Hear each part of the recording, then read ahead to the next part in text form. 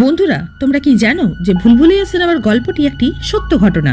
কথিত আছে যে 600 বছর আগে একজন রাজা এক দরিদ্র মেয়ে মঞ্জুলিকাকে তার প্রাসাদে নিয়ে এসেছিলেন। মঞ্জুলিকা নাচের মাধ্যমে রাজার মনোরঞ্জন করতেন, কিন্তু তারপরই সেখানে মঞ্জুলিকার সাথে শশীধরের দেখা হয় এবং তারা একে অপরের প্রেমে পড়ে যায়। কিন্তু রাজা মঞ্জুলিকাকে খুব পছন্দ করতেন। একবার রাজা নিজের হাতে তার একটি ছবি এঁকে মঞ্জুলিকাকে বিয়ে করতে বলেন।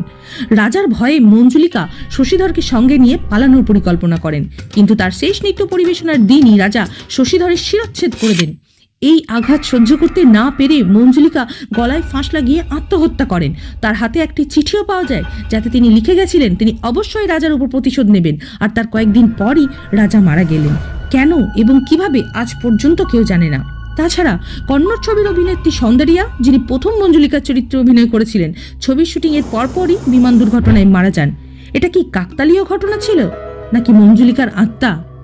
বন্ধুরা, এরকমই রোমাঞ্চকর ভিডিও পেতে আমাদের রহস্যপট চ্যানেলটিকে সাবস্ক্রাইব করতে ভুলবেন না কিন্তু। দেখা হচ্ছে পরের ভিডিওতে। ধন্যবাদ।